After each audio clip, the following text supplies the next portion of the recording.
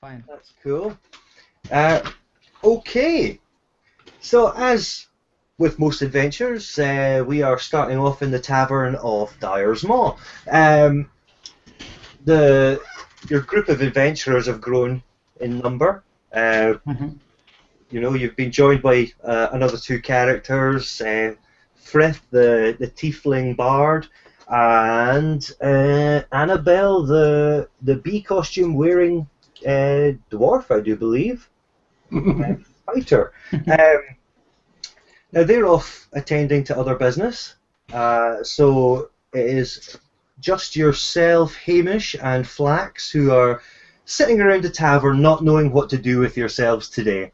Now, hearing the rumours around the village, you hear that there's an old tomb near the sort of the back of where the inn and tavern are, and next to the shop. There's an old graveyard, and there's a tomb that nobody's entered for a very, very long time.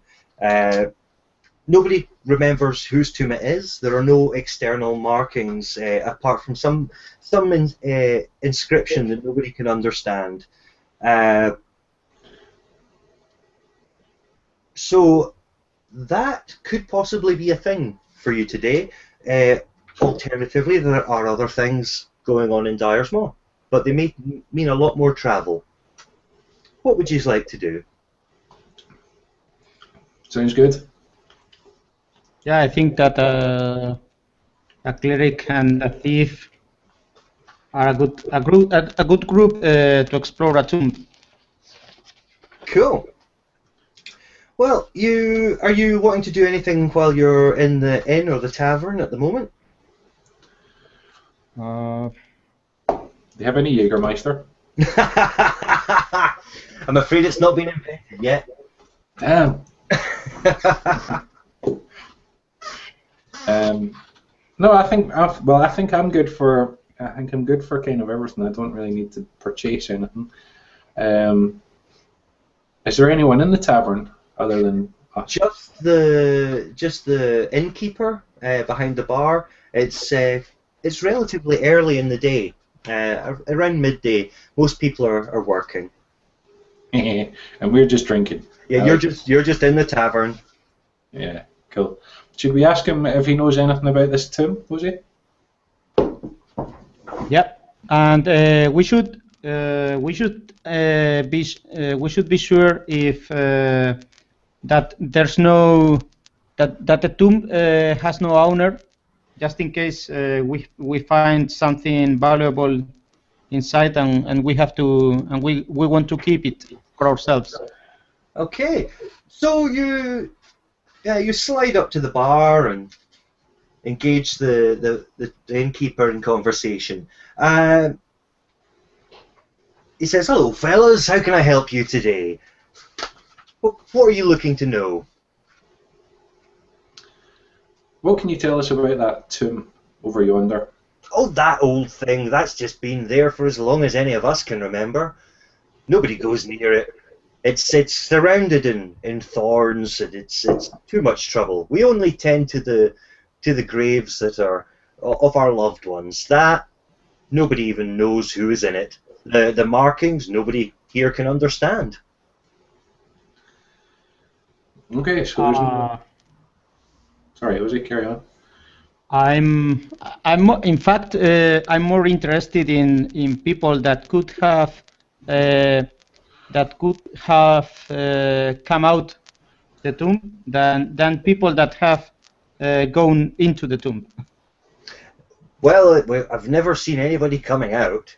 Okay. As far as we could see, the tomb has been untouched for well, like I say, it's as long as anyone in this village can remember. Okay. Sounds like it's ripe for a pillage. Yes. What do you think, Jose? Shall we go investigate the entrance? Yeah, why not? Okay, so you gather your gear and you head out of the tavern.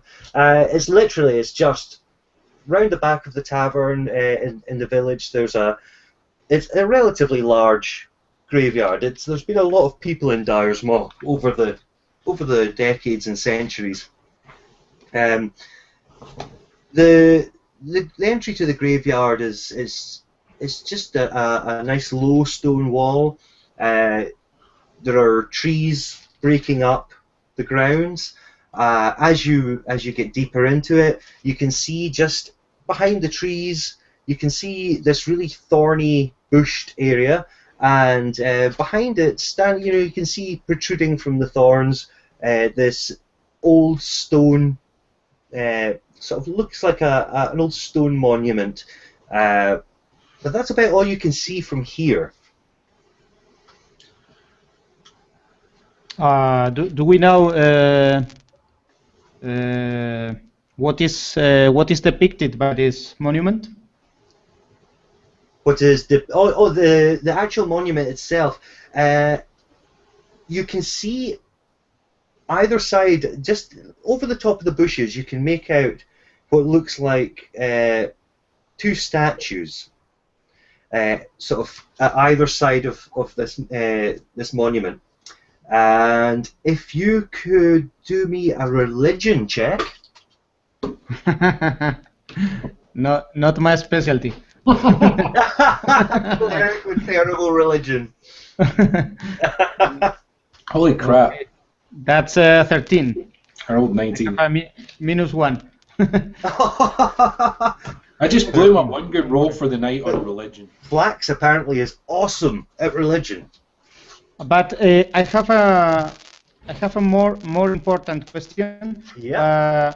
Flax, can you read magic scrolls? Or That's Arcana, right? It is, yeah. Now this will depend.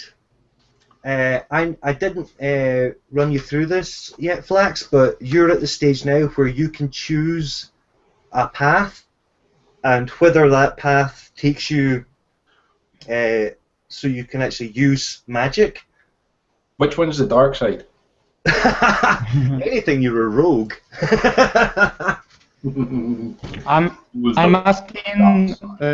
I'm asking this because I have three scrolls of cure wounds, and they could be more useful in the hands of Flax, I think.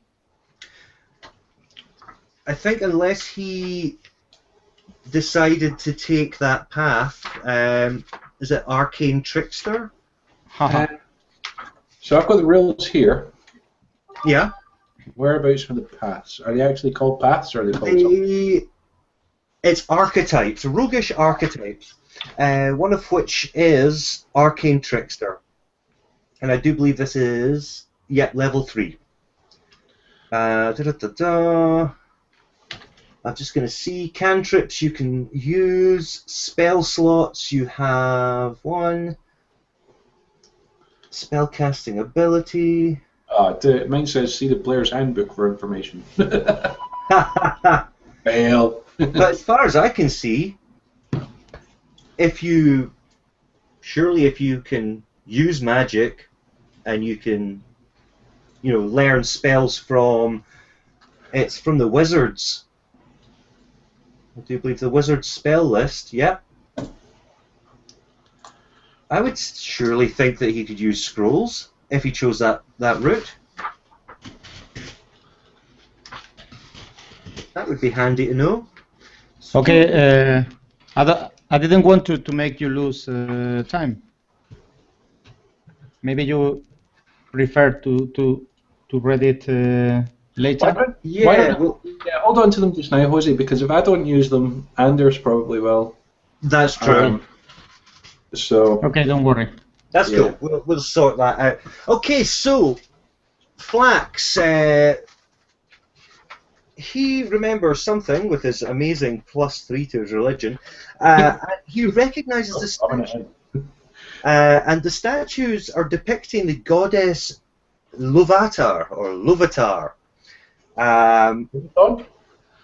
Lovatar. Loviatar. And you know this goddess, if I can just find her in here, she is the goddess of pain. Oh, dude. Nice. So definitely the goddess of shoes then. Shoes. Goddess Louis Vuitton. Louis Vuitton, yeah. So you're standing. You're at the other side of the sort of thorn bushes. That's what stands between you and this monument. Now, you're only imagining it's a monument because you can only see the top of it. Okay. What would you like to do? So these thorns are quite high then. They're about head height. So they're about this You height. guys. And they're only in this part of the graveyard, or Yes. are they all over the graveyard? They're not all over the graveyard. They're predominantly in this section. It's as if they're walling the area off. Okay. It seems like an incredibly poorly kept area. The rest of the graveyard is immaculate and well cared for. It's just overgrown. Mm-hmm. So if I look at my gear, I don't really have anything that's good for gardening. You've got a rapier. Yeah. Well, actually, it's a rapier's a kind of sword, though, is it not? It is, yeah. That's a good cutty thing. Yeah, this is where Bombastic's flamey hands would come in really useful. That's very true. Toast them. Okay, so I guess let's have a hack at the thorns, right? Okay. If you want to, it's basically just hack your way through. They're not tough. It's not like they're not crazy like magical thorns that are going to kill you or anything like that. They're just bushes. So you hack your way through, and it clears a pathway. And looking beyond the bushes and through the pathway you've created, you notice it's not just a monument. It's in fact what you were seeing was the top of this tomb. So standing in front of you now are the two large statues depicting the goddess, and in the middle there is a really, really large iron door just between the two of them. So there's two statues of the same goddess. Yeah, they're basically just either side. And the door is closed, I think. The door is closed, yeah. If you actually just looking around, you can see the two statues. They're sort of looking.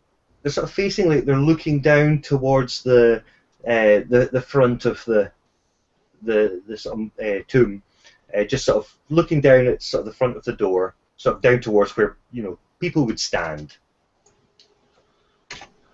And does the door have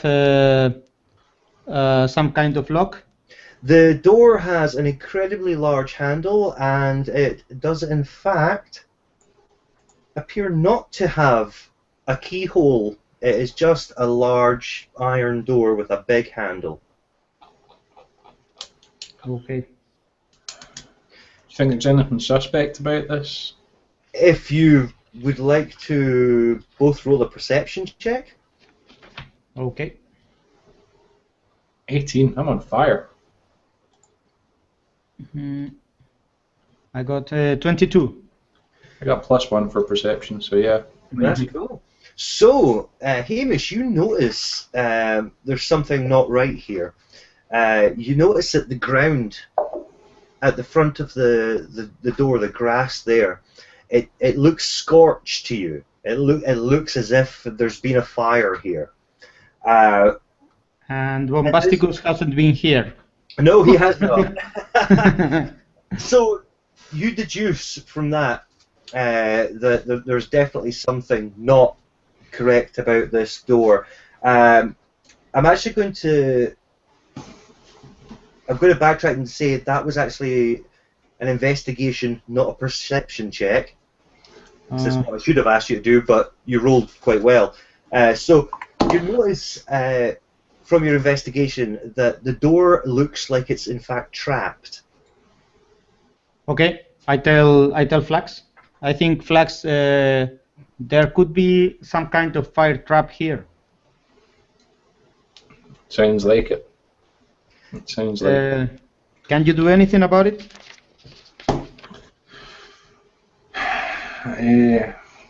Well, you have your thieves' tools that allow you to disarm traps as well as unlock doors. Let's have a look at that, see if we can do that.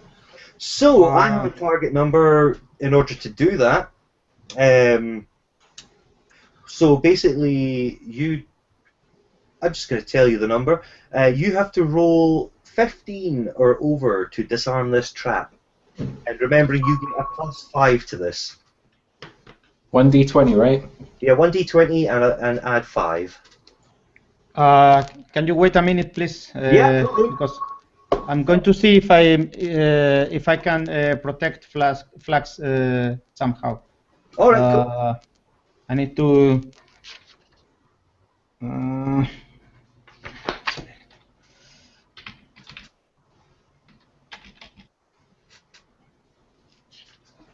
Okay, I'm going to use a guidance cantrip on him. Okay. And so you can roll an additional D4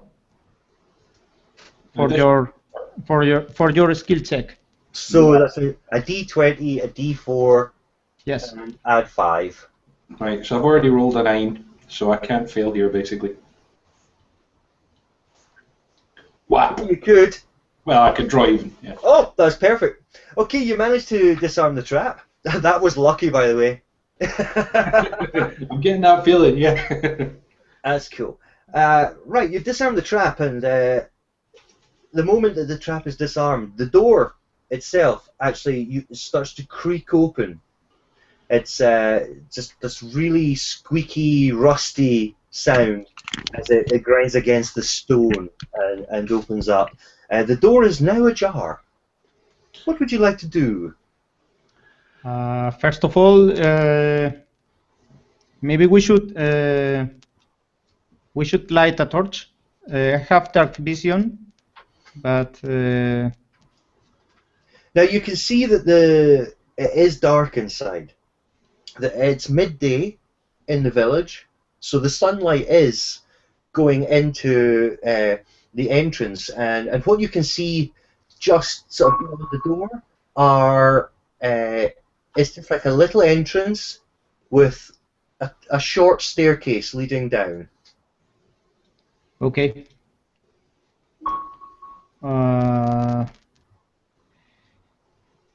Okay, so stairs in front of us going straight down. A little bit of light, so we definitely need a torch, right? I've got a torch. Yeah. Yeah, Hamish can see pretty good in the dark. You would be blind if you were. Are you, Flax, are you carrying a shield? No, I have no shield of any. So you can carry the torch, can you? Yeah, I'll take the torch. Okay.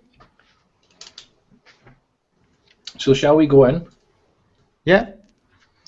Okay. So with your lit torch, you both carefully sort of walk through the entrance, and you descend the short flight of stairs, and this takes you into a large, I'd say 35-foot in diameter circular room.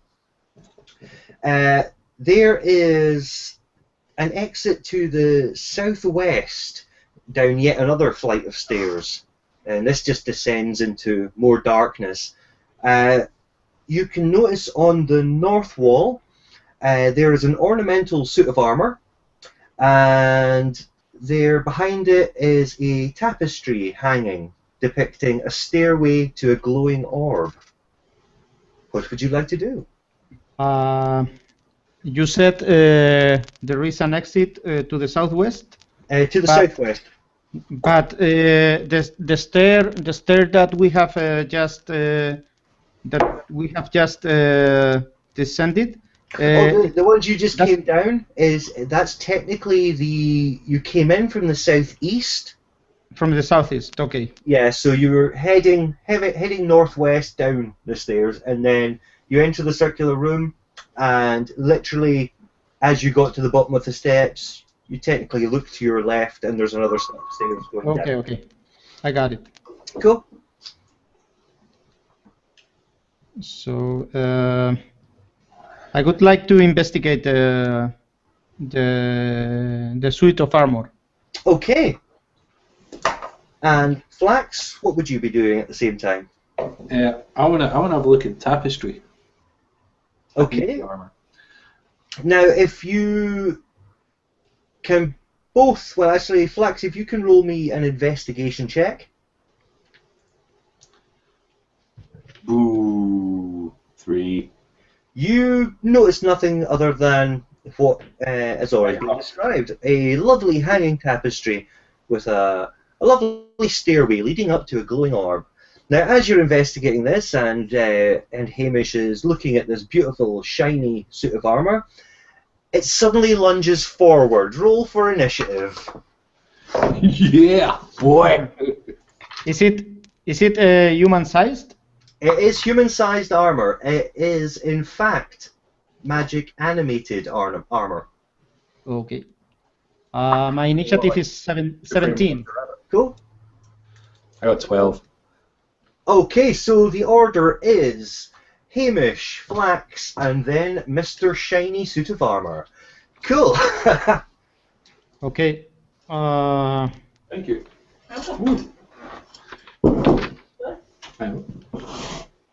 So my first action is going to be, I'm going to try to crush this armor with my warhammer. Okay. And my I'm attack going to roll. bring up the thing here. Cool. Okay. Can I attack? Yes, go ahead. Okay. I got a 7.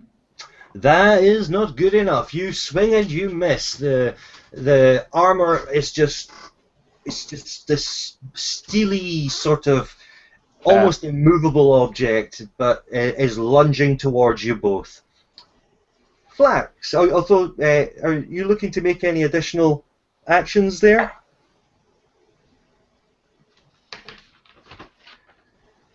Have you got any bonus actions at all there, Hamish? I don't think so. Okay, I have some spells. I think some spell that I can use as a bonus action, but I'm not doing anything else right now. No problem at all. Okay, Flax, you're up. Aye. How about my rapier? Okay. God damn it! You also slash forward with your rapier, and literally just the tip of your rapier just brushes against the armor, leaving not even a scratch. The large metallic man, he takes a swing at. I'm going to make this fair and roll for it. He makes a swing at Flax. Dick.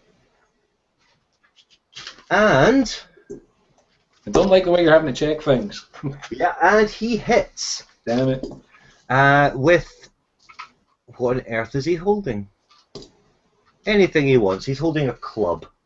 And you receive 5 points of bludgeoning damage. Good God.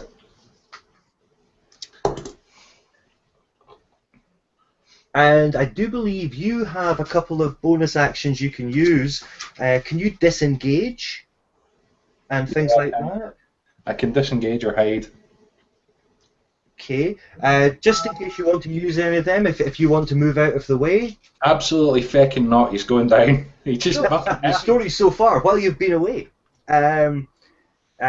Flax was ineffective and missed the armor, and then proceeded to receive 5 points of bludgeoning damage from said armor.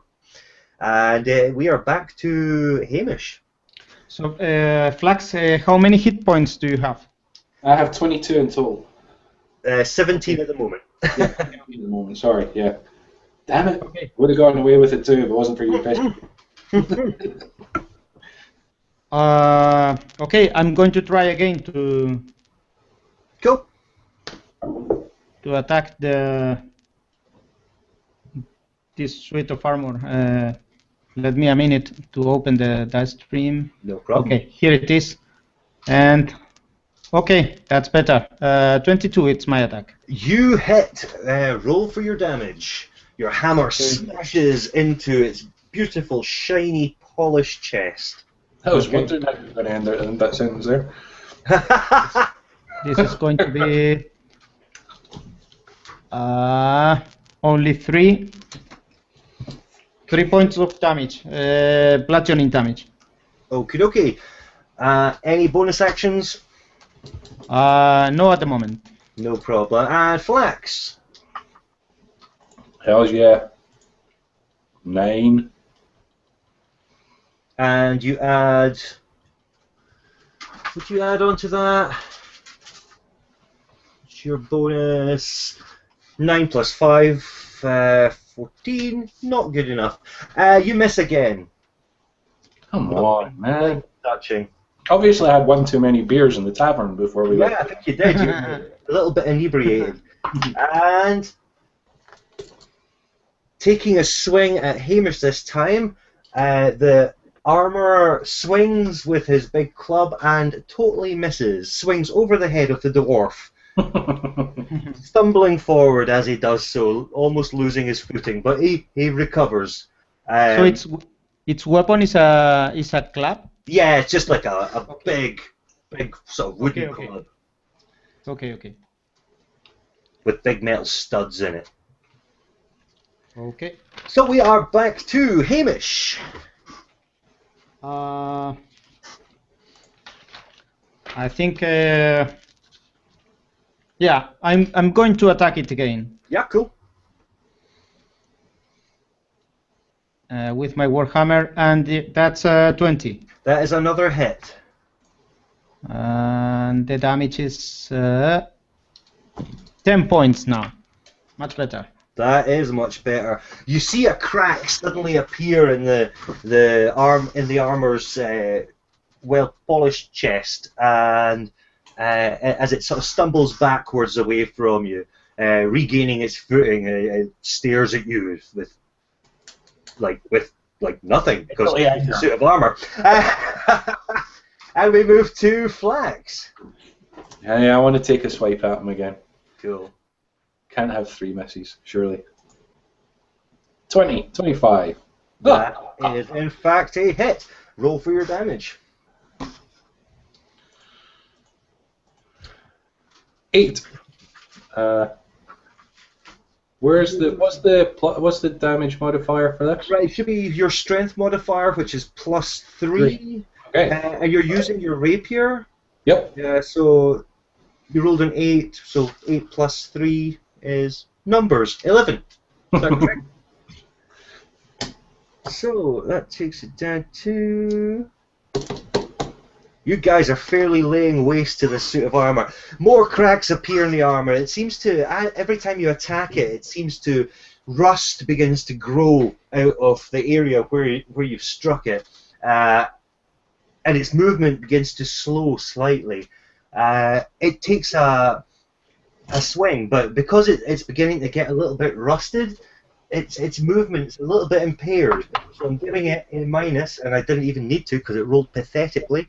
It swings and it totally misses. Hamish, in fact. And we return back to you, Hamish. Okay, I'm trying to destroy it with the warhammer. Cool, you guys are pretty close to destroying it, so... Kick his ass. So my attack is only 13 this time. You swing and unfortunately you miss the armor. It moves out of the way just in time to avoid the blow of your warhammer. Okay. Flexi boy. Chazzy! 5. Again, you swing and you don't even touch it. Almost losing your balance in the effort, but again steadying yourself on your feet. The armor takes yet another rusted swing at you, and because it's quite impaired now with the rust, it again totally misses. Its swing at Hamish, it's fixated on Hamish. Must be the shiny chainmail. Um, Mithril. and that was almost Yeah, I would like to. that was almost a critical miss by the armor. So Hamish, we go back to you. Okay. I was looking at my spells, but I think right now my best spell is my Warhammer. Yeah. So I'm going to attack it again. Cool. And my attack roll is 14. Okay. Not quite. Oh, actually no, because I need to adjust its AC because it's starting to slow down. That is a hit. Ah, perfect. And my damage is 6. Okay. The rust is really beginning to build up now on this armor. It just seems to be degrading in front of your eyes. It's starting to move, sort of like stumble backwards a little bit as we move on to Flax's turn. Okay. Wish me luck. Fucking hell, man. Hope you roll a 1. No. Not far off it. Let's be fair. Not far off it. You 4. unfortunately miss again. One too many ales in the tavern has definitely taken its toll on you today. God. I'll get the next one. Sorry. Now the armor's degrading more, it's moving slower and slower, and misses Hamish yet again. I'm lucky. It just the arm of the armor, the club just flails out, and it's like a weakened attack, and it swings right past you. In fact, not even in your direction. And we move back to Hamish. Okay.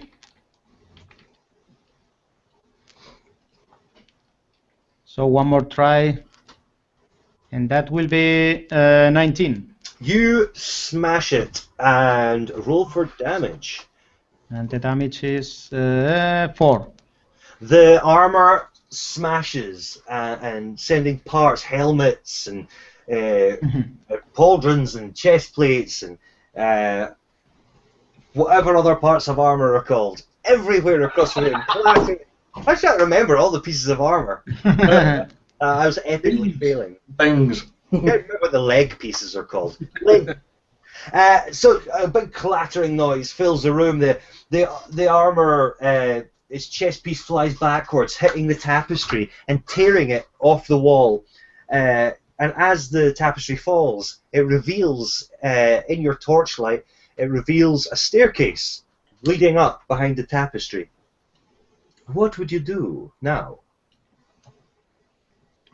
What do you think, Flax? I think we gotta go up. I think the tapestry suggests. Tapestry suggests up. The big rug on the wall suggests that there might be some shiny stuff up there. Okay. Okay. So you gather yourselves. Amazing, by the way. These things look really tough on paper. And then when people are fighting them, they literally are nowhere near as tough as the monster man make out. It was just me. So you ascend the stairs. Flax's torchlight, sort of shining brightly.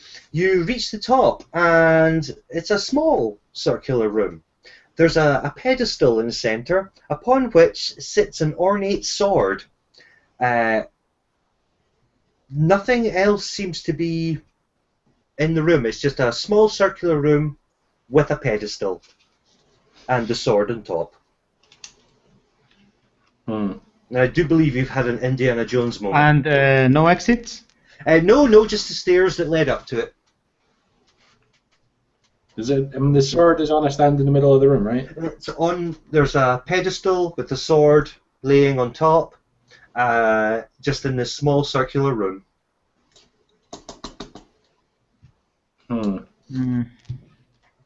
Can we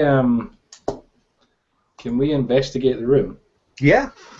Give me both investigation rolls. Oh man. I got an 8 only.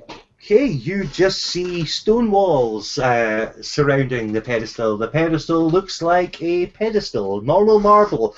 The sword itself just seems like a beautiful, ornate sword. It does grab your attention. There's something about it that looks interesting. But aside from that, the room seems normal. But does the sword seem useful in combat? Well, it certainly does. It looks like a usable weapon. There is an engraving on the side of the blade. I'm not sure if anybody would know anything about it. It would probably just be a history check if anyone can give me one of those. I'll do one. +3 for history. I can try, but I'm due a good roll. Oh, come on. this is an 11. I've got a 7. As far as you're both aware, it's just a really beautiful, well-made sword. Where's Bombasticus when you need him? Maybe we could. I can detect magic, but maybe we could leave this for later and try the other exit. What do you think? I'm good with that. Yeah, let's do that. Okay. Okay, then we go to the exit on the southwest. No problem. You descend the stairs from this small room with the sword, past the broken armor, and you descend the southwest staircase. As you descend, you can hear a strange sound from below. It's just an unnatural sort of sound, like some sort of creature. You're currently halfway down the stairs. Do we see some light? There, or only the sound? you can only hear the sound. Okay. There is no light. Okay.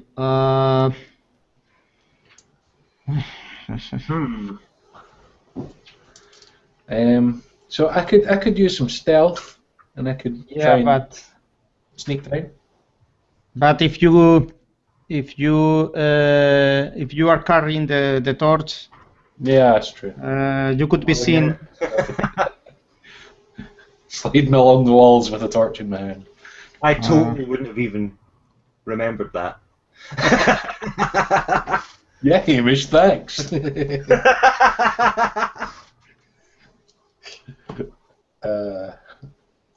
So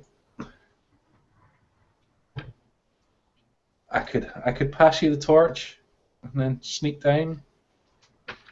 Okay. And come back up and get it. Yeah. So we'll try that. Now, keep in mind you cannot see in the dark. Yeah. Oh yeah, crap. That's probably not going to be a great deal of help then.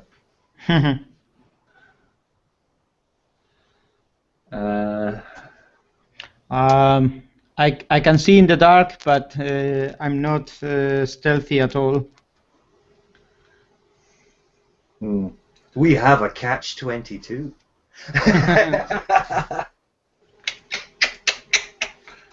What to do? What to do? Okay.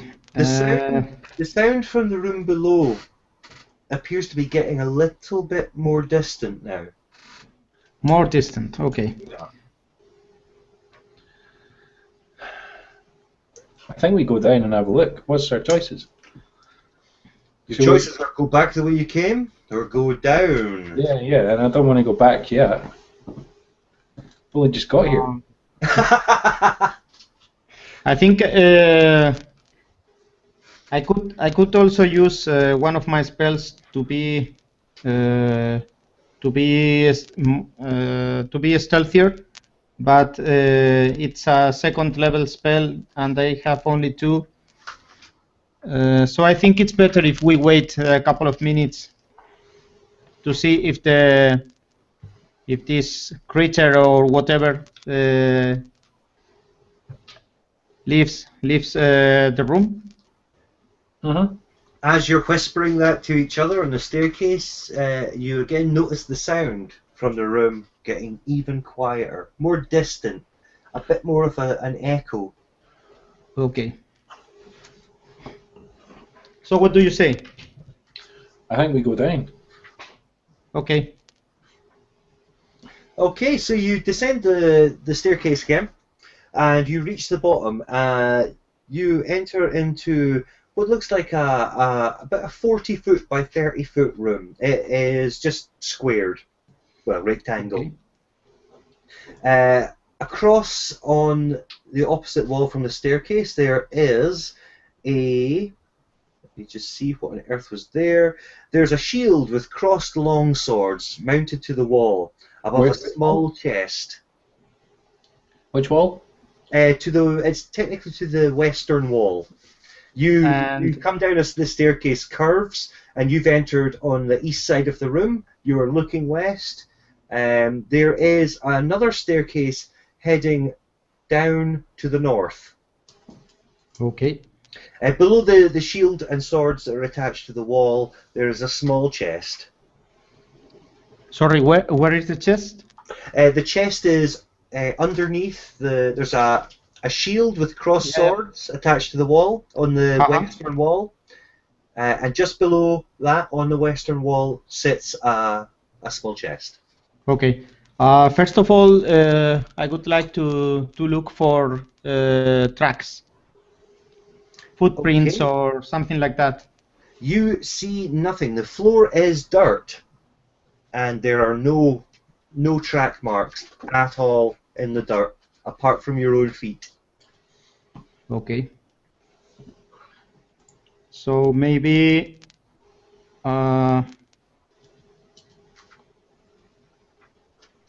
maybe I can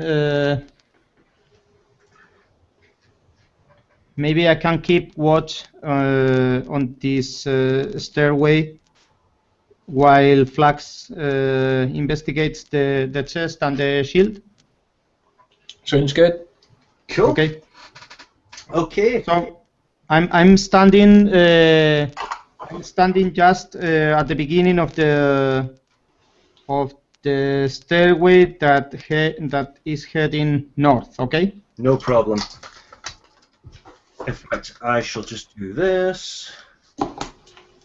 Post-it notes are brilliant because I can do stuff. You would be, if you can see this, you are currently in this room. And Hamish, you're standing next to that, right? Cool. Awesome. So, Doug, or Flax, would you like to do us a... What's that? That's my map. Let's see. Oh, that's not bad. Mine's is rubbish this time. Yours was quite good the last time. I wasn't sure. I got a bit lost. That's okay. That's all right. Cool. So, Flax, are you going to be investigating the small chest? Yes. No problem. Would you like to roll an investigation check, or are you just going to try and open it? No, investigation check's good. No problem. Boom. 20. You investigate the absolute shit out of that. When it's not something that I need to kill. Exactly. When it's something swinging a great big bloody club at my face, I'm useless. During your investigation, you note several things. One, the shield and the swords attached to the wall are crappy. They're useless. They're ornamental. Okay. The chest is unlocked. It is relatively old looking, an old sort of small wooden chest. Yeah. You also notice, although there were no tracks on the ground, you do notice that it's almost as if the ground has been displaced by air.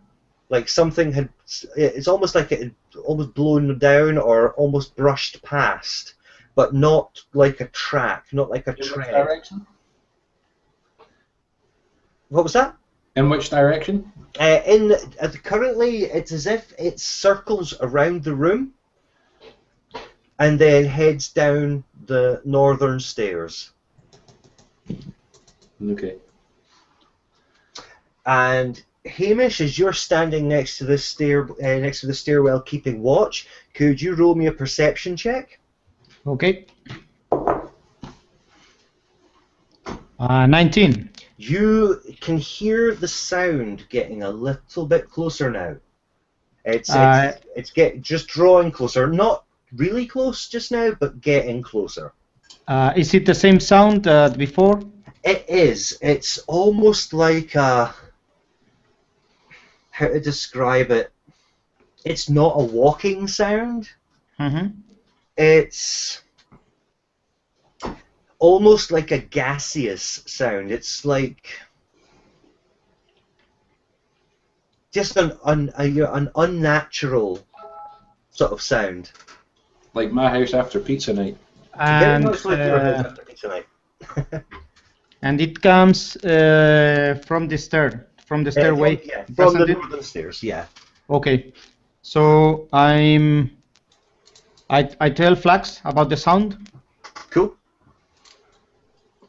And what do you think is this thing in the floor? I have a suspicion, but it's not based on any Dungeons and Dragons stuff. Okay.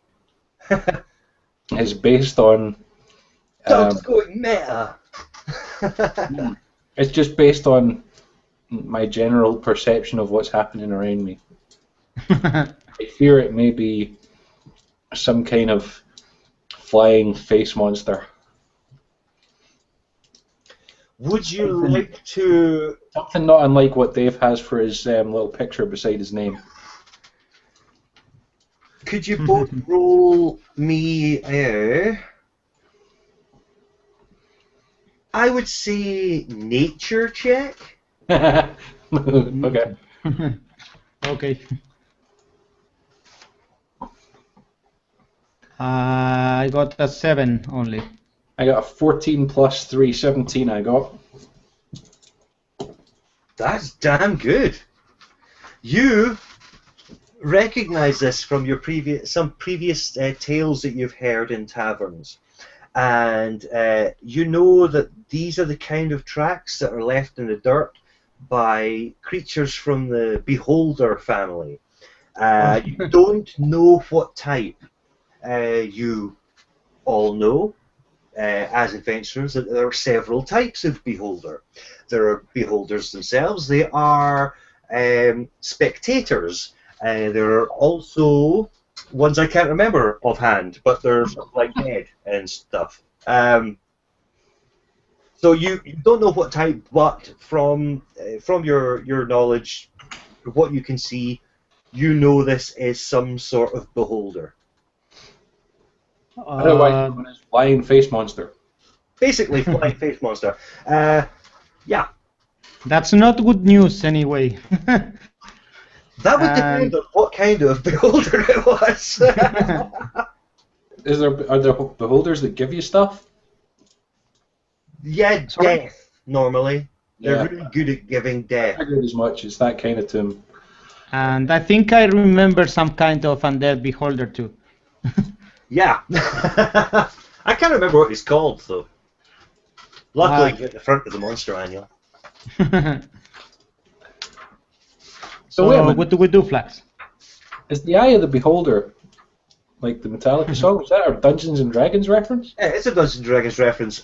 Also, the old Eye of the Beholder games, which were fantastic. Death Tyrants, that's what the undead ones are. That's right.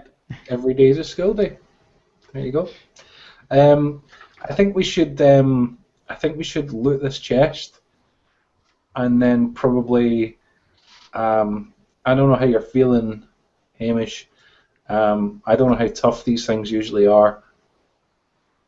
I don't know either. They range from as tough as a suit of armor you just bought to as tough as about 6 of those suits of armor that you just fought. I think I can try something. I need a minute to read a spell. Cool. I think I need a paper player's handbook because the PDF is slow as hell. Right, cool. Is there something you're looking for specifically? I'm almost here. Oh, cool. Okay. What movie have I seen? Here it is.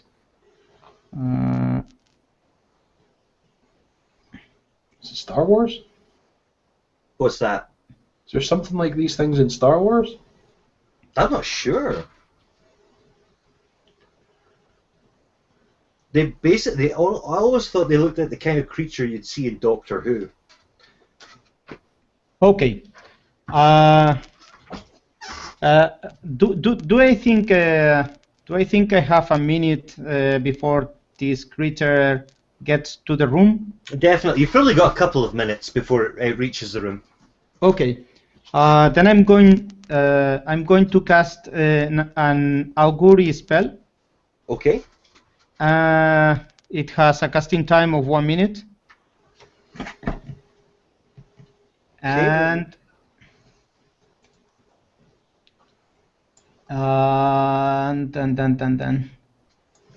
I'm going to ask Moradin what's going to happen to us if we stay at this room.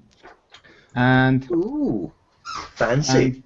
There are only 4 possible answers.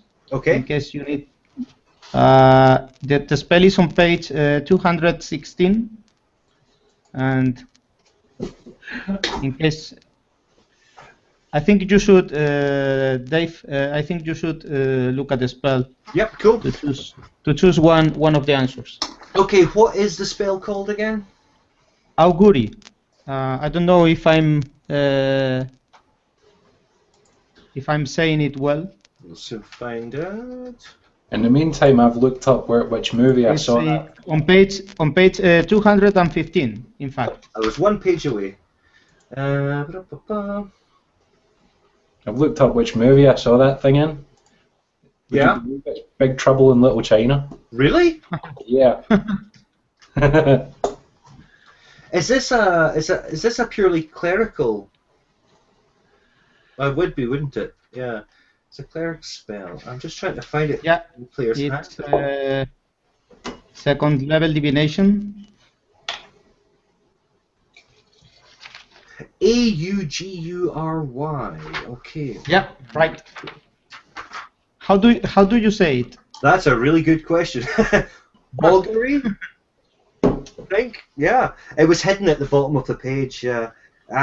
Okay. Instantaneous effect. Yeah. Or duration instantaneous. Oh, right. Okay. Yeah. I see what you mean about the 4 answers. Yep. Yeah, it's only a basic divination spell. No problem. Okay. Right. That's a tricky one to choose an answer.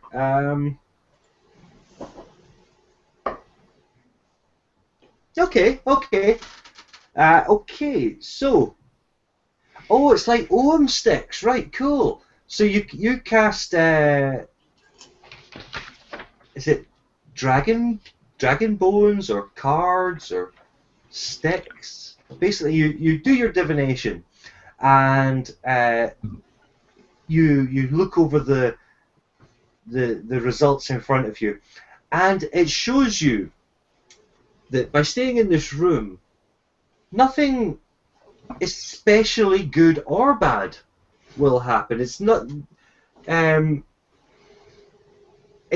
going to be terrible. It's not going to be amazing.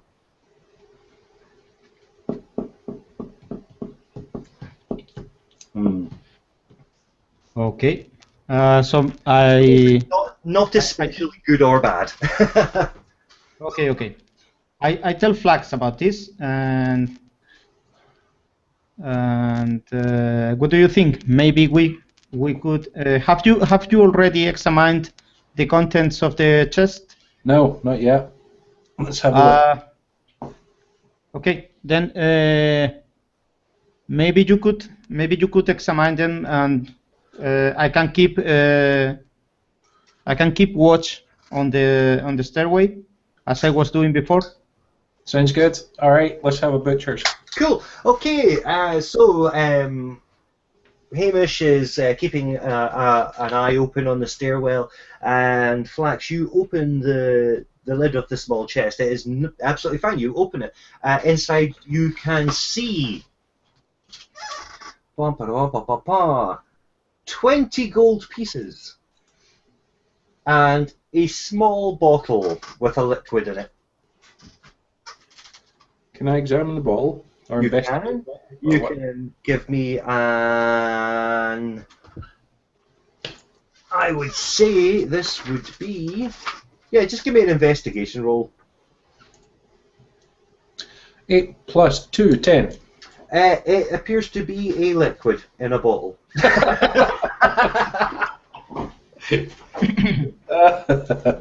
And it does look familiar, though. It is something you have seen before. But you would probably have to hold it next to a few other types of, Stuff. bottles with liquid in daylight, so you could see exactly what it was. Yep. Okay, cool. Let's pocket it for the moment. Cool. Now, Hamish, as you're keeping watch on the staircase, you can hear the sound getting closer. You just sneakily peek down the stairwell to see, with your dark vision, if you can spot what the creature is. And just as you're doing so, around just coming into view at the bottom of the staircase, you can see that it's in fact a spectator of the Beholder family, and you know this to be the least lethal of all the Beholders. It's been purely put there to keep guard and watch over and report back to its master. Basically, its eyes are showing its master what's happening at this moment in time. So, video camera. Yeah, basically, he is CCTV in D&D. And as far as Hamish knows, the master uses to be some kind of wizard. Is it? You could assume that, being this is a temple of a goddess of pain, that there would be maybe somebody out there who has a vested interest in this tomb. Okay.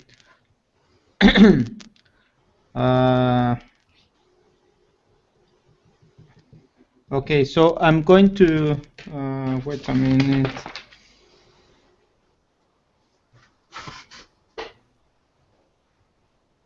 I don't know much about these creatures. I don't know if they have some kind of magic resistance or something like that. They, from what you know, the only thing that these things are immune to is getting knocked down. Mostly because they float. But there are no... Do they sleep floating? Like cows sleep standing Yeah, up. they do. Yeah, they just... So what do you say, Flax? Should I attack it? I think, personally, I think no. So we take the chest we take the gold pieces and the bottle, and we leave. But we don't need to leave. It's not attacking us, right? Okay. We could just leave it. We could moon it. Okay, I'm fine with it. Cool. So are you... I mean, it's coming up the stairs.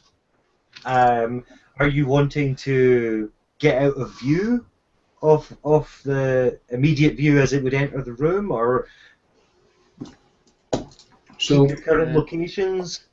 Now remember, the room is dark, although you have a torch. So how about this? I don't know how these things can see in the dark, right? But what we could I don't do know.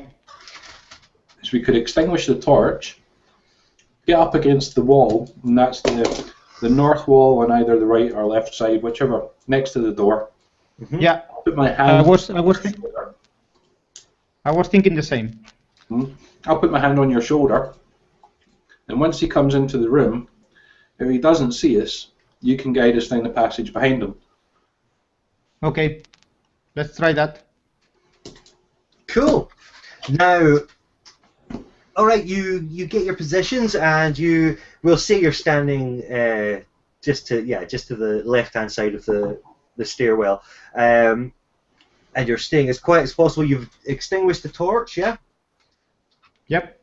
Okay. A couple of seconds after you do that, just brushing through the doorway of this stairwell, you see this large, sort of puffy creature just floating past you, hovering probably about 2 foot off the ground. Does that make him particularly short or tall for that type of creature? Was that? Does that make him particularly short or tall? You know, if he's 2 foot off the ground? Well, he's 2 foot off the ground, and then I'm not exactly sure if they're exact size. Size, medium-sized. So medium's human-sized. Well, I would assume he would have to have some height in him, otherwise he's just going to be looking at everyone's ass. Well, technically, basically, it's just this dude floating past you. It's like, oh, floaty past, oh, and he passes past you, and I will have to basically see how well. I'm going to do a contest of how well you're hidden next to how well this thing can see. So if you can roll me a stealth check, just so long as Hamish isn't moving. Is there some way that Flax could help me to hide better, since he's beside me? If you're right, you were the one that's going to lead them down the staircase. Yep. So you'll be in the front. You can try and silence your chainmail. Do you have a cloak on that you can maybe pull tightly around you? I have. Do you have a bedroll, a blanket? I have. Yeah. Yeah, I have a bedroll. I have vestments, and I have also one set of common clothes. So it is the bedroll or the vestments. Is there any way that you can use the equipment you have, any of the material, in a way? No, I don't think so. That would maybe temporarily blind the creature? If you maybe didn't so much think of hiding yourself, but more blinding the creature? That sounds like a leading question. I'm just listening to what you had in your equipment bags, and I'm just thinking to myself, what would I do?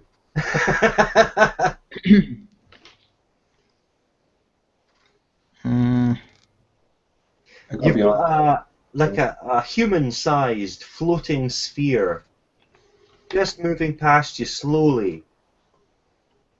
It has stalks with eyes on it. Yeah, we could. If it's only a surveillance creature, maybe we could try to throw a blanket on him, on it. Things I'm thinking about. Yeah, I guess. but I don't have a blanket as such. Oh, I I do. have a bedroll. You do? I've got a blanket. Okay. I guess that the beholder would be able to get rid of the blanket, but They, it should need a couple of minutes maybe. yeah, basically they have no arms. They only have eye stalks. I was thinking about that. I saw and that. teeth and a tongue. That looks like a fairly functional tongue. That's a pretty functional tongue. It's about as functional as Gene Simmons' tongue. Who needs opposable thumbs when you have a tongue like that? Exactly. So, I'm not. I think that Flax could throw the blanket better than me, but he's not seeing the beholder, so I should do it, I think. okay, so what we'll do, well, you could do it if you want. I mean, Flax could roll it, but with a disadvantage. I don't know which is. You I have a minus 1 in dexterity. I have. Now, you could assist by being his eyes, which would normally, if it was daylight, would give Flax advantage. If he was to do it on his own, he'd get a disadvantage. So if you are assisting, but it's in the dark, I would say that makes it neutral. There's no advantage, no disadvantage, just a straightforward D20 roll. I would think it would cancel it. Then Flax, I think you should try it. Are you sure? I mean, you've seen how my rolls have been going tonight. You've got really good dexterity. You get a +3 and stuff like that. You got +5 dexterity. I have only minus 1. Okay. 4 +5 dexterity.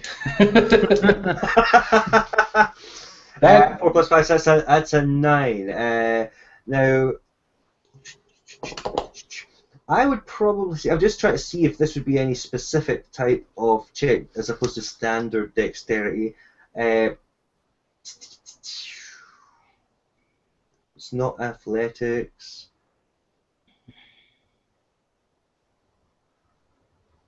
I was thinking that maybe there'd be something that would come. Maybe a sleight of hand.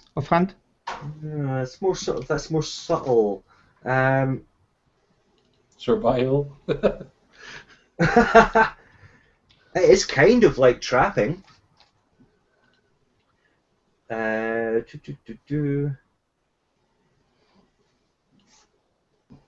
to me, it's like it's something. To me, it's a dexterous move. Yep. But it's like a throwing motion, which wouldn't really involve strength as such because it's a blanket. I'm going to be nice and let you use your acrobatics modifier. Because you want me to get a blanket on the thing. That's basically, what did you roll? I rolled 4. So 4. Oh yeah, that doesn't do you any good. No, that's useless. No, you throw your blanket and basically hooks over one of the beholder's eye stalks and then falls to the floor. The beholder turns towards you and you are now both trapped at the wrong end of the room with a beholder staring you in the face. Well, a spectator staring you in the face. If you can roll for initiative, please. Do we have to attack it?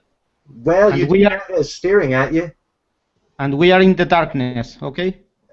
Oh yeah, so you are. And it's got dark vision up to 120 feet. Yeah, we're pretty screwed. I suppose when your only job is to see stuff, yeah, pretty much. Be good at seeing stuff. Okay, my initiative is 13.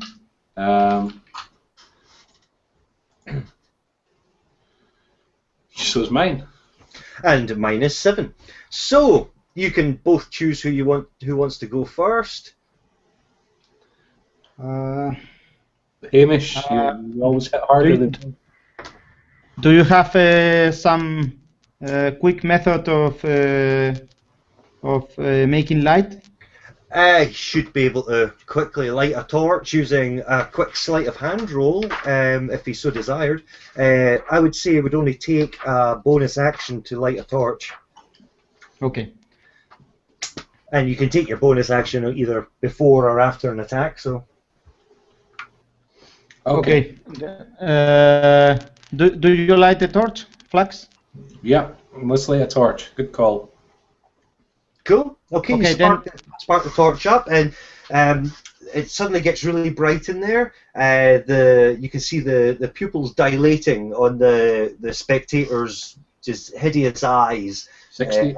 As it slightly flinches, it stalks and blinks away from the light before refocusing its attention on you. Who would like to attack first? I don't mind, because I don't know if it has some kind of magic resistance. I'm going to use my Warhammer against it. Yeah, cool.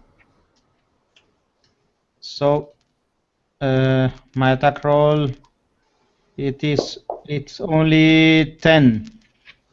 I guess I fail. Unfortunately, yeah. Not hugely far off. But yeah, you swing and you miss. Just in the readjustment to the lighting with the torch, it slightly blinded one side of you. Okay, so Flax. Boom. 18. You hit. You stab your rapier into the beholder. If you want to roll for damage. 7 plus whatever it is. 3. 7 plus 3. just 3. 3 for strength, right? Yeah. The rapier bonus is on the initiative roll. Cool. Okay. Now the beholder is aiming paralyzing ray at Flax. Thank So you are required to give me a saving throw. Against your constitution. So do you have any bonuses for your constitution? Let's see. You get a +2 to your roll. So roll a d20 and add 2. Come on, baby. 8. You are paralyzed for 1 minute. You can re-roll that on your next turn. And we move back to Hamish. I have one question. Yes. I was looking at the spell Enhance Ability. Yeah. And it says... okay, here it is. It says, for example, if I cast Cat's Grace on Flax, Oh yeah. the target has advantage on dexterity checks. Does it include attacks or saving throws? This one was a Constitution saving throw. Okay, just in case. Let's say I cast Bear's Endurance. Yeah, the target has advantage on Constitution checks. Yeah, totally. Yeah, has advantage on Constitution checks and also gain 2d6 temporary hit points. Okay, so it could be applied on saving throws. Yes, it can. Okay.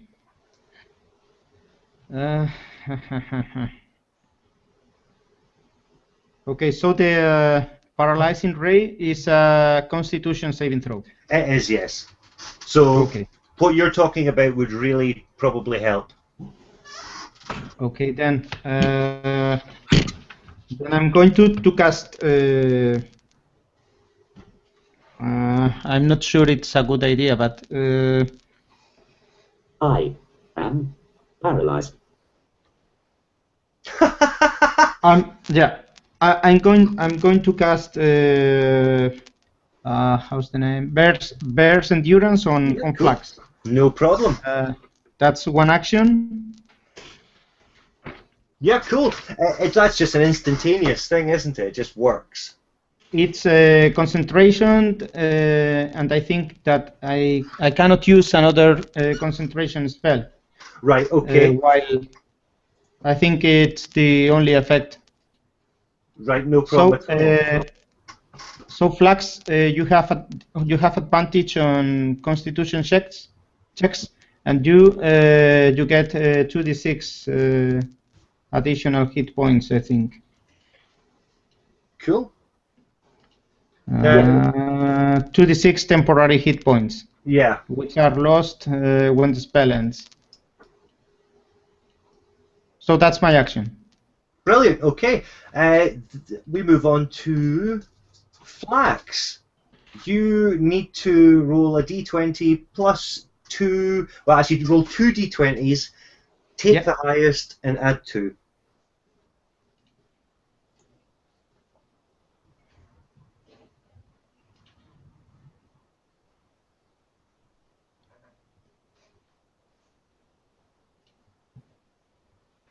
$16. 16. That's perfect. You break your paralysis. Thank God. Okay. Right. Okay. That basically ends your turn because you're not paralyzed anymore. And we move on to the beholder. Well, the spectator. The spectator moves in to bite Flax. Now you have 2d6 temporary hit points as well. Do you want to roll 2d6? Is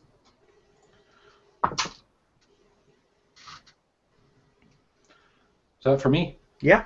Oh, sorry. That's okay. 6 and a 4. Cool. 6, 7, 8, 9, 10. So you're currently sitting at 27 hit points until the spell ends. Okay, and the spectator went to take a bite out of you, but you moved out of the way just in time, and he misses. And we move on to Hamish. Okay, I'm attacking the beholder once again Cool. with the warhammer, and the attack roll is natural 20. Oh, hey! Is it some kind of critical hit? It is a critical hit, and what you do now, you roll twice. Basically, your damage dice, roll them twice, and then add your modifier. Okay, so only the dice are doubled? Just the dice are doubled, and then you add your modifier. Okay. So the total damage is 15 bludgeoning damage. Fantastic. 15. Now I have to use math. Right. Kill that face ball. You guys are absolutely decimating this spectator. I haven't done much. You know, yeah, you've been awesome as a distraction. Ain't a target on my face. Hamish's warhammer smacks into it, knocking one of the eyeballs out of its socket. And we move on to you now, Flax.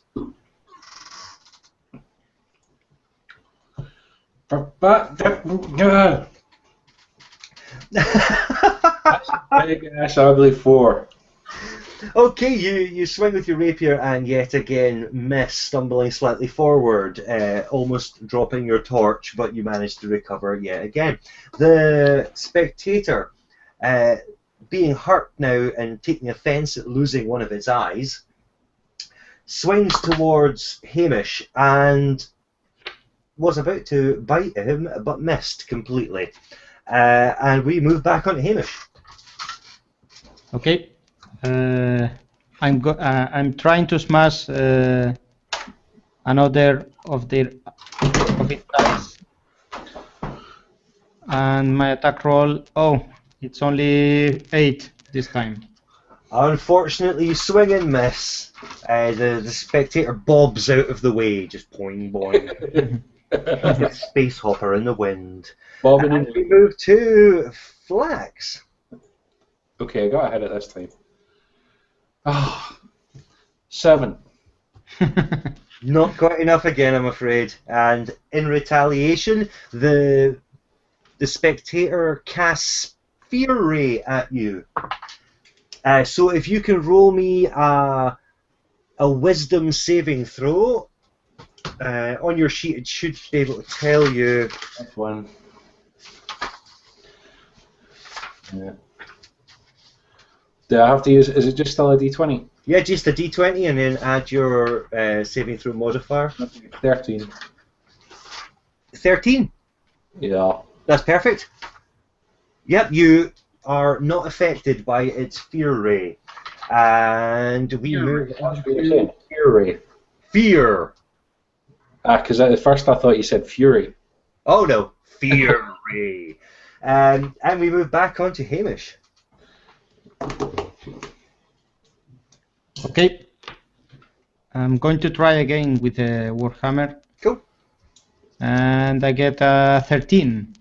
And a 13 literally just misses. Oh.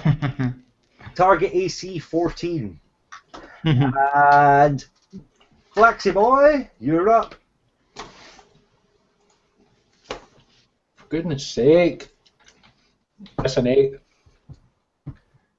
I'm just That's just 13 as well, yeah? Hard about. I'm just. You're flailing around. Yeah. Okay, so the spectator has now turned his attention towards Flax again, and it fires off from one of its eyeballs Confusion Ray. If you can make me another Wisdom saving throw, roll a 13 or over. I rolled 11. You are now confused. Story of my life. So Flax, did you know this guy before? On your turn, you cannot move. And you have to make a melee or ranged attack against a randomly determined creature within range. Cool. Basically, we are on to Hamish now.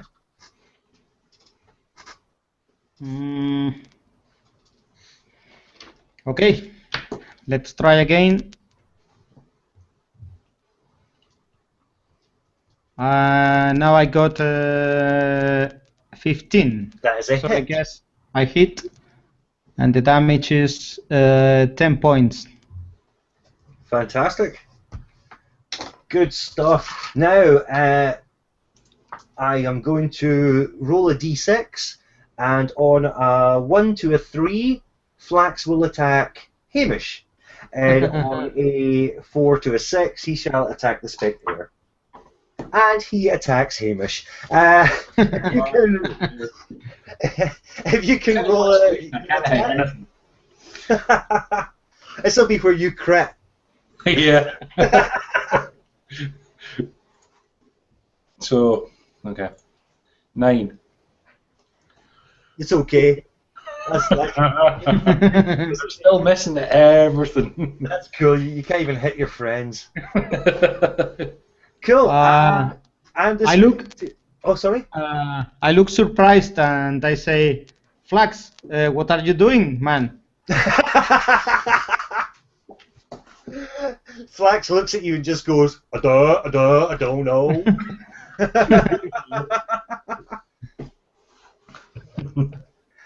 Okay, so the spectator chuckles slightly to itself, Asshole. big teethy grin, and fires off another ray of confusion because he seemed to think that looked like it worked. So he's firing it at Hamish this time. If you can make me a Wisdom saving throw equal or more than 13.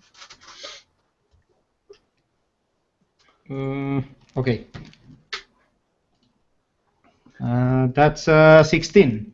You are unaffected by the ray, and the beholder looks disappointed. Slightly sad. And it is now your turn to smack it upside the head. Okay. I attack it again, Cool. and that's 21. You decimate it. Now, roll for damage. Only 3. Oh! It is literally clinging on to life by 1 point. You knock another eyeball out, and it is now onto Flax. See if you can hit something, mate. Oh, God, I know. It's rubbish. Oh, no. The ultimate insult. That's rubbish. Okay, you stumble forward, missing the spectator completely. You drop your rapier, and then you fall upon your torch. You receive 1d6 fire damage. You just get burnt a little. So just roll yourself 1d6. There you go. My shitty rolls continue. That's cool. Maybe this is your luck changing. You receive 1 point of fire damage, and the spectator now has gone from a sad look to a smirking look, and he fires off Wounding Ray at Hamish. Okay. So if you can make me a Constitution saving throw, with 13 being the target. I fail. That's Oh, no! 8. You receive 16 points of damage. 16. 16. 1-6. Okay. Whoa. That's a lot of damage. I could. Oh, hang on. I'm going to do this. I'm going to do this and see if it's slightly nicer if I roll as opposed to the straight damage. 1, 2. 1, 2. No, it would have been way worse if I'd actually rolled it. Cool. And we're back onto you now, Hamish. So that was a wounding ray? A wounding ray, yes. Wounding ray. Okay. Basically, on a failed Constitution saving throw, you receive 3d10 damage. Good lord. And if you were successful, you'd have received half of that. Whoa. Okay. Wow. Okay, is it my turn? It is, yes. Okay, I'm going to prevent him. I'm going to prevent it using the ray again. Okay. And my attack roll is only 8 this time. You miss! Flax, it's up to you. Why do you hold your head? Don't die, for God's sake. This is 18. feeling what did you get? 18. Yes, that's a hit! Honestly, the lowest you can roll is a 1, so basically you have killed this thing. You stab your rapier through its bloated, floating form, and it just deflates in a crumpled heap of I rolled it anyway and I got an 8. eyeballs and 4. Yeah, it's definitely dead. It's like totally dead. I got one hit that matters. Yeah. But news is that the beholder has no fingers. That's true. Yeah. It has eyeballs. Damn it.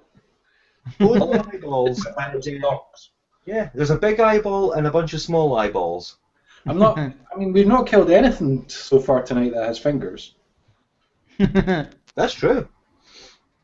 I mean, I don't know what's in this for me, but you know.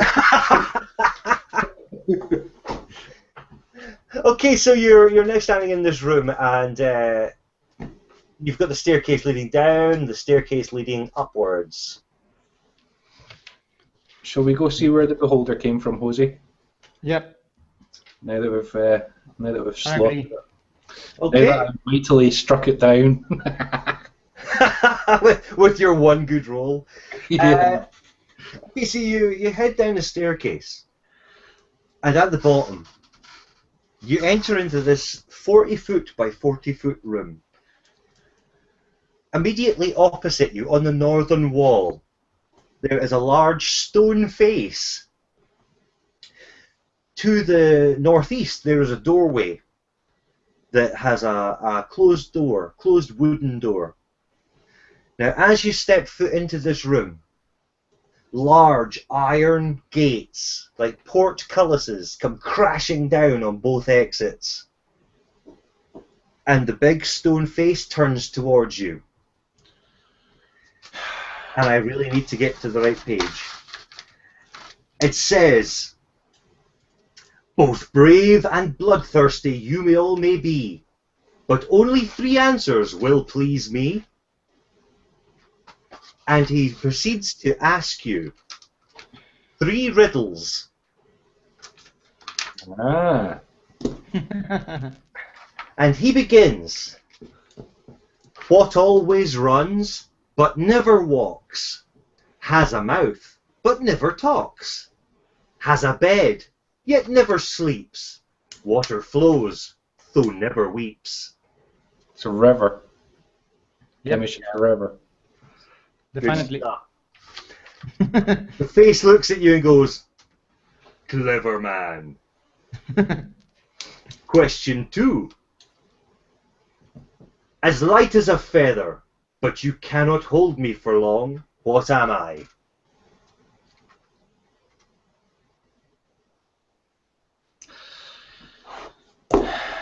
So, on this one, God, it feels like that bit in Lord of the Rings, the Hobbit. I would say that maybe it's breath. Either You are that. correct, you small dwarven man. Well done.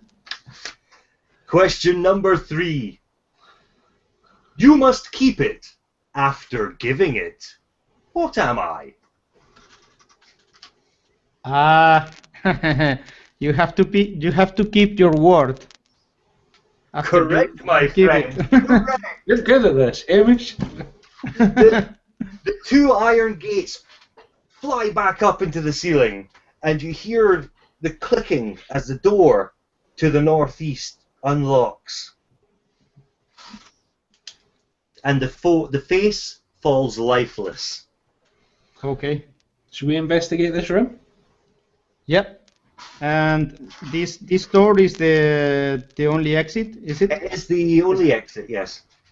Okay.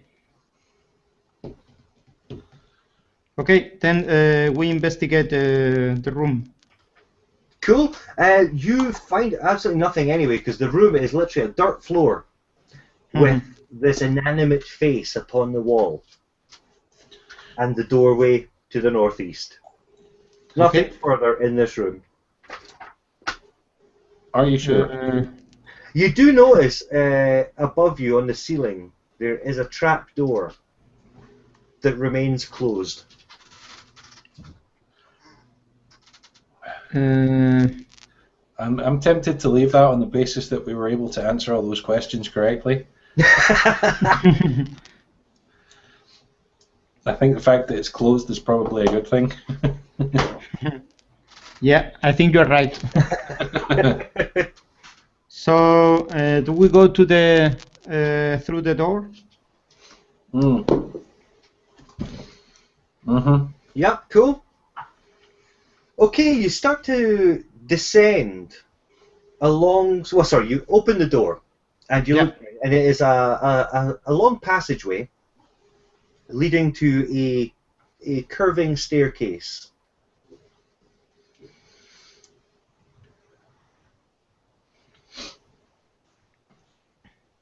What would you like to do?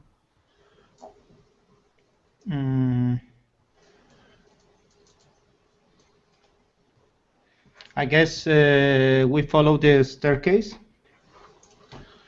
Yeah. or maybe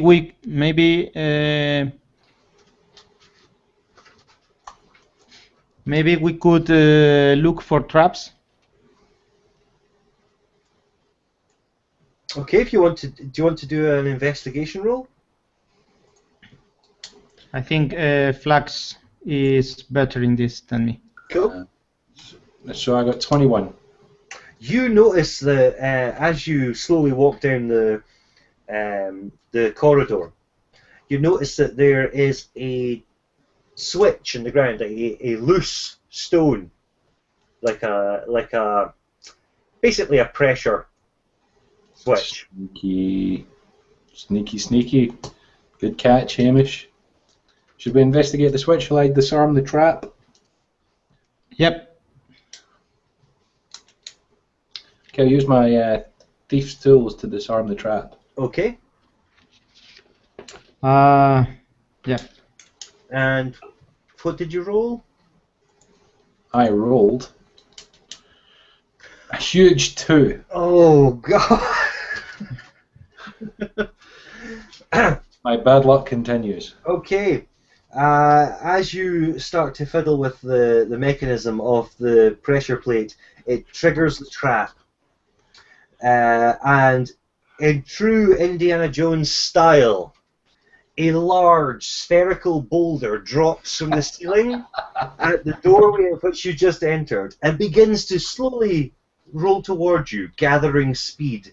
If you can both make me a dexterity saving throw. Bad news. 16 I got. 18. You both manage to jump out of the way just in time Okay. as the ball rolls down the spiral staircase, and you hear an almighty cracking sound as it reaches the bottom of the stairs. Phew. Nicely avoided. Okay. Where are we now? You're still standing, you're just at the top of the staircase. Okay. I guess we can go down now. What do you think, Flax? Yeah, let's go down. Is it down? Yeah, downwards, yeah. Okay, yeah, let's go down. Okay, as you descend the stairs, your nostrils fill with a vile stench. Your torchlight lights up. It looks like you've walked into, like, it's almost like a sewer. There's disgusting water flowing through the center of the room, and you're standing on like a raised stone platform on the north side of the room. Up on the opposite side, past the disgusting flowing water, is another raised stone platform. Embedded in the walls, there are coffin-sized alcoves with 2 coffins on either side of this room. Okay. I think that first of all, I should cast a couple of healing spells, because how many hit points do you have, Flax? I have 22 minus 17, I think, was it? Yep. Yep. And I have 217. Oh no, wait, 16. Sorry, the You feel on your torch, yeah. yeah. Okay. So I'm going to cast a couple of Cure Wounds spells, one on Flax and one on me. Okay. And that's... I'm not sure I need it. I don't want to take your spell if I don't need it. 22 down 6. Oh, So, okay. Percentage-wise, I'm not too bad, right? But you took a pretty big hit on that wounding, right? Okay. Then I'm only using one of them on me. Okay. And that's... I'm not sure. 1 minute, please. Yeah, cool.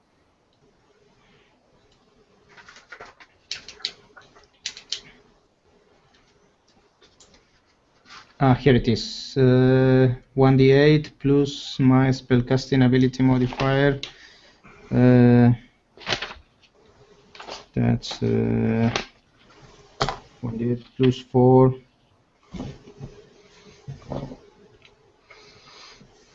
Plus 9. I think I can cure 1d8 plus 9 hit points.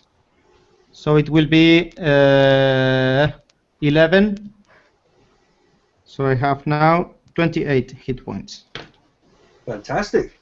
Good stuff. Now, as you reach the bottom of the stairs and you're looking in, you can see where the large boulder rolled into the room. And it is smashed open the wall opposite the staircase. Ooh. And it appears to have revealed a large chest. Shiny. Let's check it out. Shall we check it out, Hamish? Yeah, why not? Stop. Okay. And I am currently trying to remember what on earth I put in that chest. I may have to make that up. That is cool. Right, awesome. I shall roll now. The chest itself is an unlocked large wooden chest. Are you wanting to investigate it before trying to open it? Mm-hmm. Yeah. Okay, roll me a investigation check.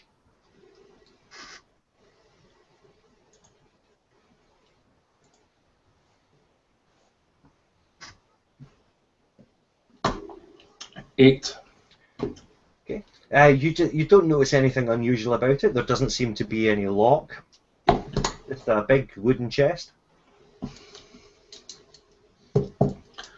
Shall we try and open it then, Hamish? Yep. We came here for this kind of thing. Yep. After all. Okay, so I am going to roll 1d10 times 10. 10 times 10 is 100 gold pieces.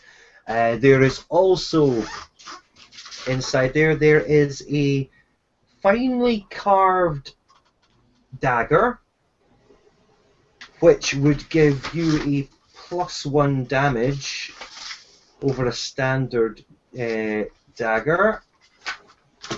Let me just quickly check and see what a standard dagger would be. 1d4 plus 1 it would give, as opposed to 1d4.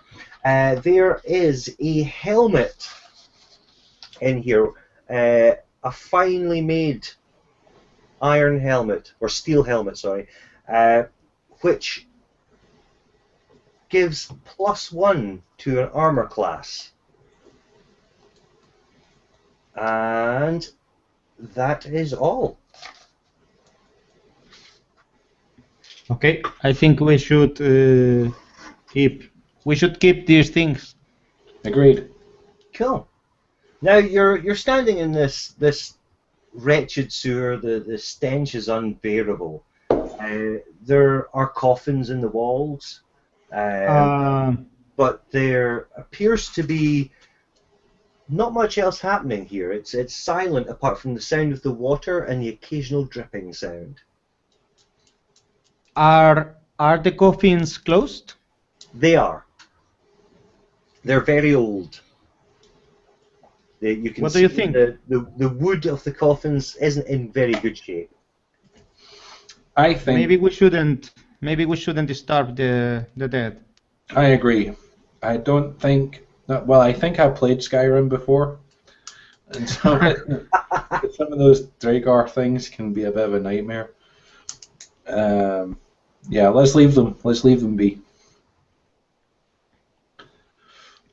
Were there any other exits here? No, just the way you came in. So is this a dead end? This is a dead end.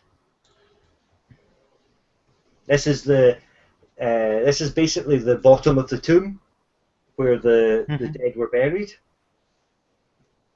Okay. Okay, then I think that Considering the time, maybe we should go back to the surface. Should we grab that? Should we grab that sword in the room first? Ah, okay. I had forgotten it. Yeah. Okay. Yeah. So We should go back there.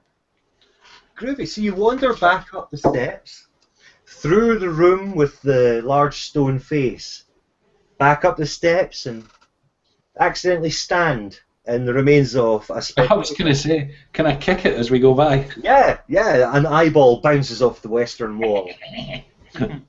Back into the large circular room with the collapsed armour, and then up the short hidden staircase. So there is a pedestal with the sword sitting upon it. Can we try another investigation check because we failed miserably? Yeah, of course you can.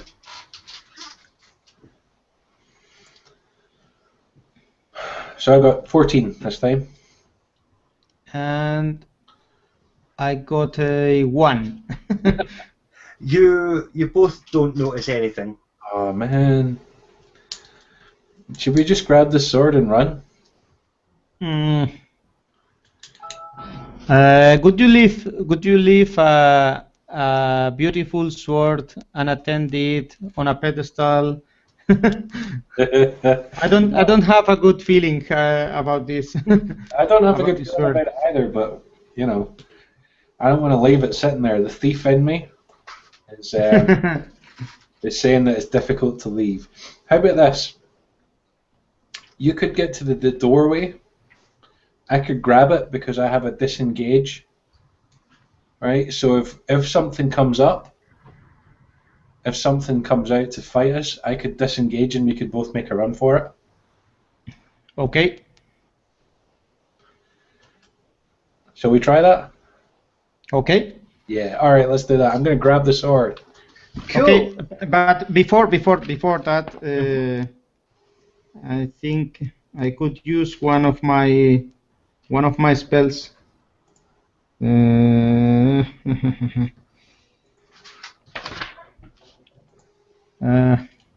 me a minute.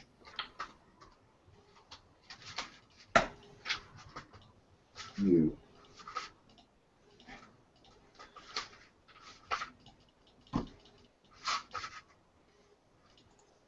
Shit. Sorry, I played with a Stephen Hawking soundboard. After being paralyzed earlier on, I got a little bit curious. I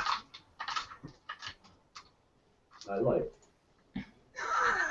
Okay, I'm going to cast Shield of Faith on Flax Okay.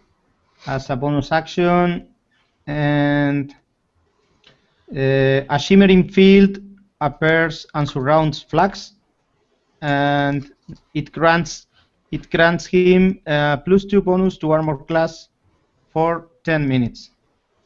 No problem. Which brain? Great, that's cool.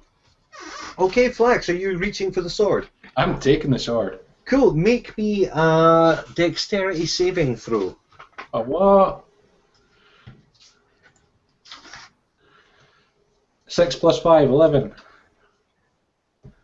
You are struck by an arrow flying from a small hole in the wall. You receive 1d6 piercing damage. What's that spell? Well, it was a trap. Did traps automatically hit? Or did they not?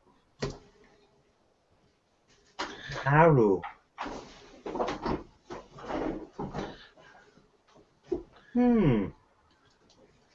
Let me just. I'll roll. So you've got. You currently have. You'll have 16 AC, won't you? Yeah. And it just literally twangs off your armor, off your leather armor. I do believe you're wearing. Yep. You receive no damage. Sweet. And you have a sword, a finely engraved sword. it has engraved along the edge of it the words Blade of Marathis. And it just seems pretty awesome. You do not know exactly what it is. You may have to get somebody to try and identify this weapon for you. Can you repeat the words? Yes, Blade of Marathis. Sweet. Let's bag it and tag it. Okay. Cool. So you come back out of the down the stairs and back up out of the tomb. It is still daylight. It's coming into about maybe 4 o'clock in the afternoon now, and it's as if nothing has happened in Dyer's Maw. It is back to its peaceful ways. You can hear the villagers going about their daily business, and the tavern is starting to get a little bit rowdier. So that is the end of that for today. Hamish, I'll buy you. We try to be discreet with about these things that we have got on in the tomb. Okay. Yeah, cool. So that the people in Dyer's Maw don't take us as tomb robbers. Sensible. Keep a good reputation. Yep. Well, brilliant, you guys survived. I actually thought it might turn out bad there. Just me, I wasn't the last of the first fight. I think my character needs a bit more bottle. Nah, just a couple of better dice rolls would have done you great. But thank you very much again, guys. Thanks to you. Yeah, no, cheers, Dave. Always a pleasure, and I'm well over time. So, I shall catch you next week then. Yep. And Doug, I shall see you on Saturday. Yeah, I'll see you Saturday, mate. Awesome. All right, guys, you have a good evening. Bye, Ozzy. Okay. The same to you. Bye bye. Take care, guys. Bye-bye. Bye bye.